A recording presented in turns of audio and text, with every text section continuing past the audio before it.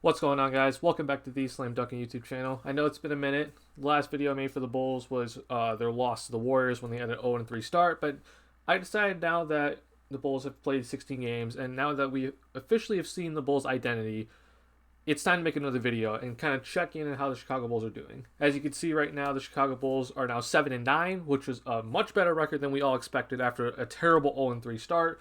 And in their last 10 games, they're 5-5 with some pretty decent wins and also some pretty bad moments. But overall, I think in the last 10 games for the Bulls, there have been two moments that are pretty bad, but overall, I think it's been pretty good. And I have to say that I am very, very happy with this Bulls team at the point that they are right now. Because we saw at the beginning that they were really struggling. They had a horrible loss to the Hawks, a horrible loss to the Pacers, then they lost in the Damian Lee 3 to the Warriors at the beginning of the season. And automatically, Chicago Bulls fans were like, crap, we suck. And I'm like, that wasn't really like a surprise to me because I knew that this Bulls team was not supposed to be like a for sure playoff team. But some of you Bulls fans thought that they were supposed to be a playoff team. But we from that 0-3 start, as you can see now, we're 7-9. We've had some pretty good losses, or some pretty good wins. Again, one against Portland, one against the Mavericks, one against the Houston Rockets, but also some pretty bad losses. You look at Sacramento Kings, and also the Oklahoma City Thunder collapse. But even in some of the losses, especially in that West Coast strip, those are good losses. Like the Los Angeles Lakers and the Los Angeles Clippers, those were good losses. We lost those games, but by a very small amount of points. It was competitive all game. And then, obviously, we lost against the LA Lakers again today. But I want to kind of break down some recent plays and show some of the good things that the Bulls are doing and also some of the bad things that the Bulls are doing. Because I think right now we can see the identity of this Bulls team. And then I'm also want to show you some things that I think this Bulls team can really improve on that can help their identity moving forward. So as of right now, let's just look at the straight up numbers. Right now, the Bulls are 10th in the Eastern Conference. They're second in pace, so we know that this Bulls team is getting out and running.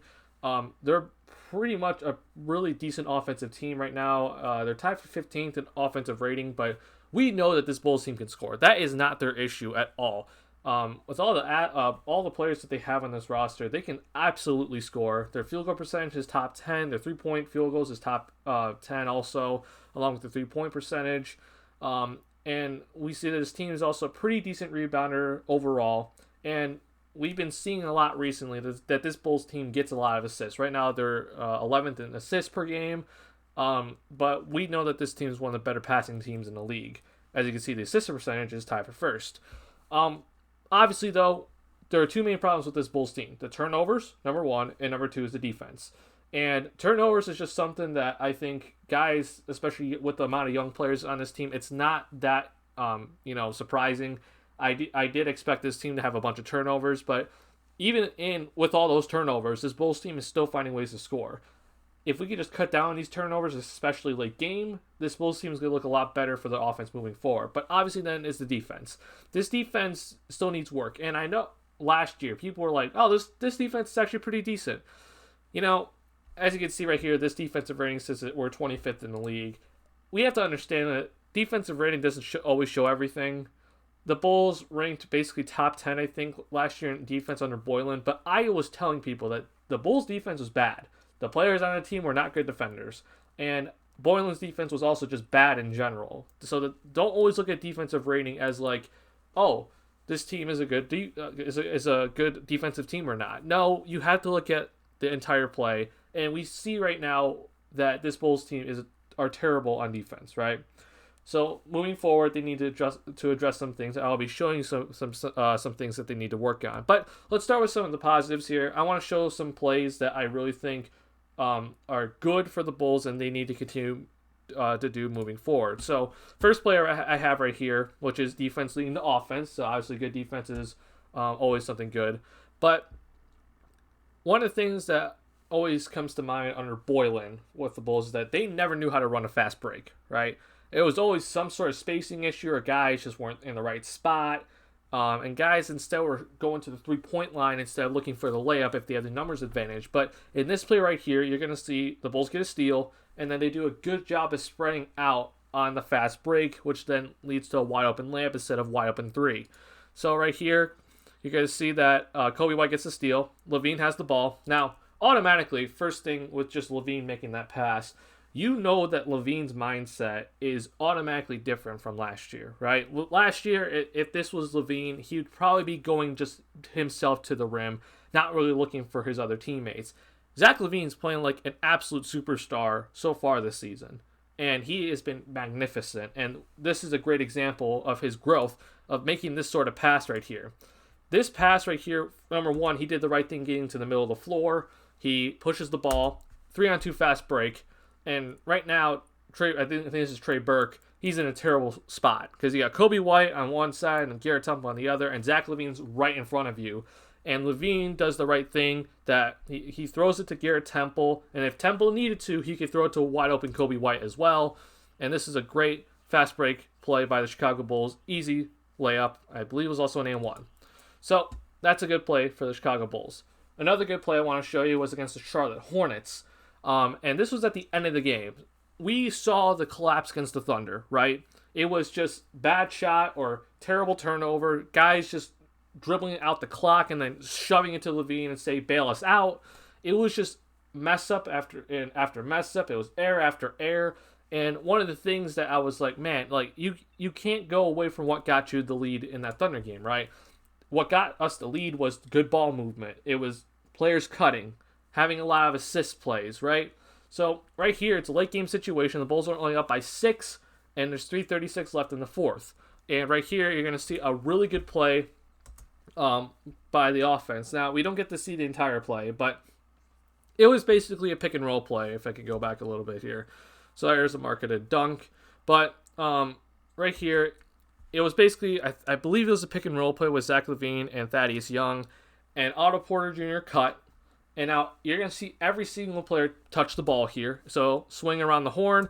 Now, Kobe White, not every single player, not Thaddeus Young, but Otto Porter Jr. cutting is one good thing that we're seeing here because off-ball movement has been an absolute majority of the offense, which is good to see because, again, under Boylan, it was terrible. You throw it to Garrett Temple, who then throws it to Kobe White, and this is Kobe White's growth right here. This is really good to see. Instead of chucking up this three over Devontae Graham, he decides to drive the ball instead. And look at all the Hornets players right now. Every single Hornets player has their head turned towards Kobe White, and he draws Miles Bridges here, which then opens up Zach LaVine for an absolute wide open three. And this is fantastic offense in a late game situation. And obviously, Zach LaVine on a catch and shoot play is probably going to knock it down. Now, here's some things I want to show you that the Bulls really need to improve on. Main thing here is, I think, you hear Stacey King say it all the time. I'm going to say it as well. Help the helper for defense. The Bulls seriously missed Wendell Carter Jr. this game against the LA Lakers, and also Otto Porter Jr. was missing as well, who I don't think has had the best season at all, but I do think he would have helped this game. But one of the things with the Bulls right now is rotations. Guys just don't know where to be all the time. You see guys kind of ball watching, and it's not necessarily LaVine this year. A lot of people were like, oh, Zach LaVine always looks lost on defense. I think LaVine's actually done a pretty decent job this year, especially on ball, and he's definitely worked on his off-ball defense. It's guys like Markkanen, it's guys like Gafford, and obviously Patrick Williams is a rookie, so you're going to see it too. But specifically Lauri Markkanen and Kobe White, the younger guys, they're just not getting it right now when it comes to rotations of like where you need to be.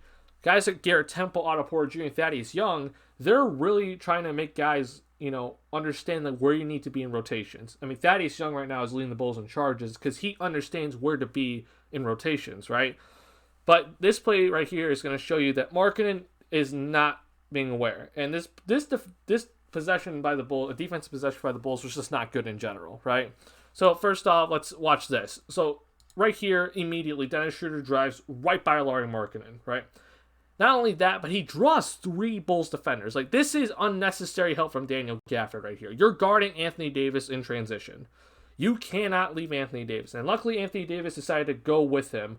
So Zach LaVine right here is doing the right job. He's coming over to help, right? Also, if you're Markkanen, you got to do better in the initial defense. But that's not the point right here. LaVine right here is helping, right? Now, with Schroeder drawing 3 defenders, he does the right thing. He kicks it out. Patrick Williams does a good job and makes sure Anthony Davis doesn't get a wide open dunk right here. So he's in the right spot. Now, you see Schroeder throw out the ball to Gasol. So Kobe White right now is guarding both KCP and Marc Gasol. He does a good job of seeing that this ball is being thrown out to Gasol. So he runs to Gasol to make sure Gasol can't get a wide open 3-point shot. Now, here, there's 3 players you got to look at right now. One is Patrick Williams. You need to make sure that LeBron James, who you can't even see is all the way over here, doesn't get a wide open lane to the rim. So he needs to be aware of where LeBron is. Zach LaVine needs to be aware where KCP is. And now you got to watch Markkanen. What does Markkanen do after this, right? So, right here, Gasol passes to KCP. Now, Zach LaVine does exactly what he's supposed to. He gets back up to his guy. But as you can see right here, there's already an issue. Patrick Williams doesn't know where LeBron James is. He's out of his sight. And Patrick Williams thinks LeBron's probably here, like closer to this hash mark by Frank Vogel, but he's at the top of the key now. So this leads to a back cut. So now LeBron is wide open in the paint, which is obviously an issue. So this right here is bad. Now Daniel Gafford does the right job and coming over to help off of Anthony Davis. But what do we say? Help the helper, right? So now LeBron's deep in the paint. Patrick Williams and Daniel Gafford are double teaming him. Now, 7 seconds left on the shot clock here. Markkanen is the guy that needs to help because Daniel Gafford came over to help. Now you got to help the helper, who is Daniel Gafford. If you're Markkanen, you got to come over and take Anthony Davis right now.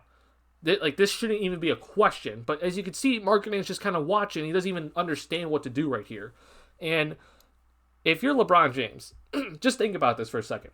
Is it easier to throw a pass all the way to Dennis Schroeder in the corner on the weak side while you're being double teamed with 7 seconds left on the shot clock? Or is it easier to throw a short pass to a 7-footer who's wide open in the paint right now? That's what Markkanen needs to understand, is that you got to come over and help. It is harder for LeBron James to throw this pass to Dennis Schroeder. The only way that Schroeder gets like an open, lane for LeBron James to throw him the ball is if Schroeder comes up to the wing. If he does that, then Kobe White can come into the play. But because Schroeder's on the weak side completely in the corner, it's hard for LeBron to make this pass. So Markkanen doesn't understand that, and he reacts too late, and Anthony Davis, as you see, gets a wide open dunk. That's been kind of the definition of this Bulls defense all season, is that, the main guy comes over to help, which is usually the big. You see the initial help, but where is helping the helper? Where is the second rotation? And guys just aren't getting that right now. And I understand this team's young, but this needs to be worked on throughout the rest of this season, because it's hard seeing something like this happen, right? That can't happen at all. But we're seeing it still happen, and we're now 16 games in. Another play I want to show you guys here. So, everybody's been talking about how it's always Wendell Carter Jr. is dropping way too far back just dropping too far back and under the pick and roll defense. He's just dropping so far back, right? And I don't know why Stacey King is just like, Daniel Gafford does it right, or Larry Markkanen does it right. No, none of the bigs do it right. The only big that's actually stepped up is Thaddeus Young, but that's because the Bulls basically switch when Thaddeus Young's playing the 5. Remember, Thaddeus Young came into this league as a small forward, and now he's playing center a decent amount of minutes. So here's an example of Daniel Gafford just dropping way far back. Now, here's the thing.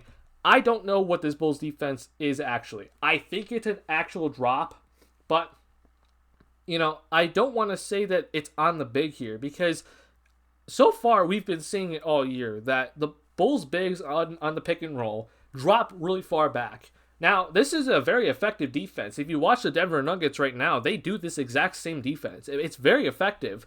But the only way it's effective is if you have guys that are very good, who guard the ball on the perimeter, are able to fight over that screen so that the person with the ball doesn't get a wide open 3-point shot. He needs to force the ball handler into the big man and make the ball handler stop their momentum from going right to the rim. So it's on the guard, number one, to not allow the ball handler to get a wide open 3-point shot or a mid-range shot. But then it's on the big to make sure that it's not a wide open layup or easy layup, so they just don't drive right by you. So it's on both of these guys technically, but the drop far back looks like it's going to be here to stay, because the Denver Nuggets have been doing it. The Toronto Raptors do it. It's an effective defense, but it's only effective if you have the right personnel, and right now the Bulls don't have that. Especially Kobe White, we're seeing it that he just can't fight over those screens right now. He needs to get better at doing that for this drop to be effective. I don't think the Bulls are going to change this because they probably want to limit the lack of rotations. Like, they don't want guys to be rotating and running across the court to, make sure that guy doesn't get a wide open three-point shot, because we've already seen, as I showed you in this clip, right, that this Bulls team does not know how to do rotations very well on defense. It's hard for them to understand that, I need to be here right now, or I need to help this guy after he came off of his man. That's hard for the Bulls right now, and I don't think the coaching staff wants to change it so that this, pick and roll defense involves another guy, right? Because as you can see right now, Valentine, Markkanen, and Kobe White, they're not all good defenders. They're just not gonna know what to do right now. So watch this right here. You're gonna see Oladipo and Christian Wood, right? It's a pick and roll. So as you're gonna see the drop defense come into full effect. You right here, you're gonna see Daniel Gafford is dropping back, just like the rest of all the other Bulls bigs, just like how Wendell Carter Jr. does it. It's all the same. It's the same defense, but something different has to happen here, and I personally do not know what it is. I think right now it's partially on the guard here for not being able to get in front of their man after this much time. After the screen's been set, and as you can see, Christian Wood's already rolling to the rim. So I think the big did their job here. It's up to the guard now to get in front of their dude. But on the other hand, it's like, what's supposed to happen right here when it gets to this sort of situation? I personally think this is on Lowry. I think Markkanen needs to step over here and then force out a pass, not allow a wide open layup. So I would rather have Christian Wood or Ben McLemore. I would rather have Christian Wood pass out to PJ Tucker or Ben McLemore than have Christian Wood shoot a wide open layup. That's me personally. I don't know if that's how it's supposed to go, though, because as you can see, Valentine's not in any position to help right now. He's kind of just ball watching. He's not even looking at his man. Markkanen hasn't moved. So it's either, as I said before here, it's either that Garrett Temple needs to get over this and get in front of Oladipo, or it's up to Daniel Gafford to be, or it's up to Markkanen to come over and help off once Christian Wood rolls, right? Because if, let's say, Christian Wood fades here, I think the simple idea is that Valentine then covers both McLemore and Wood. That's pretty simple. You just have two guys guarding three-point shooters, right? But right here, it's like, I don't know what the Bulls are supposed to do here. I personally think that Gafford did his job. I would argue that Temple did his job. But right now, as you can see, none of the other Bulls players want to get involved on this. And I think that's the issue here. Because once Markkanen comes over, that should force Christian Wood to not shoot a layup. You should force him to pass it out, right? Now it's up to Valentine and Markkanen just to recover. That's what I think personally, but I don't know. But this pick and roll needs to get figured out because it's not on the big man. I really don't think it's on the big man because, in my opinion, I think Daniel Gafford did the right thing, as Wendell Carter Jr. has done all season. I think Garrett Temple also did the right thing. He fought over the screen. He made sure that Oladipo doesn't get a wide-open three-point shot or a wide-open mid-range shot. He forced Oladipo into Daniel Gafford, right? He did his job. Oladipo can't shoot a layup right here, right? And Daniel Gafford does a good job and makes sure Oladipo can't get right by him. So what does Oladipo do? He passes it. Now what happens? Something has to happen here. I don't know what. I think it's personally that Markkanen needs to come over. Maybe that's what's supposed to happen. But something needs to get worked out here because it can't just be that Garrett Temple is got to get in front of his man. Like, there are times where the guard clearly has enough time to get in front of their man and they just don't do it. That's on the guard. But if it's a situation like this where Garrett Temple fought over that screen pretty well, but Oladipo's really fast and Temple does his job of driving him into Gafford, that's the drop defense, then someone else has to come into this play. I don't know who. I don't know what is supposed to happen. I don't know if Gafford's somehow supposed to recover in time, which he shouldn't have to do this to block Christian Wood. It's got to be something different. Something's got to work out here. I don't know what. Something's got to get fixed. But that's been killing the Bulls all year. We didn't really see that against the Lakers too much because it was mostly just Anthony Davis going to the post, which is another issue. But this is the main priority right now. Pick and roll defense needs to get fixed. It's not on the big man though. I really don't. If this drop coverage is actually in place, then the pick and roll defense right now is not on the big man. It's on someone else. It's not on the big man in the pick and roll defense. It's either on the help defense or it's on the guard. I don't know who it is though. Personally, I would like to see the big man step up, but clearly that's not the defense the Bulls are running right now. So, just two things that the Bulls need to work on. Obviously, this is helping the helper, right? In just simple drive situations. And then the pick and roll defense. But I showed you before that the Bulls were doing some good things and also doing some bad things. But overall, that's all I have to show you for this video. I really do think Zach LaVine is playing at a great pace right now. He's doing a great job for this team. I don't understand the hate he's getting right now at all. He's done absolutely fantastic. I would argue from just the start of this season, I'm just saying from the start of this season to now, that he has played better than Trae Young and a lot of other guards right now in the NBA. Obviously, come at the end of the season, that could be a completely different story. And in fact, I expect it to be. But, Trae Young just had a great game recently. But throughout this entire season, Zach LaVine's played better than Trae Young.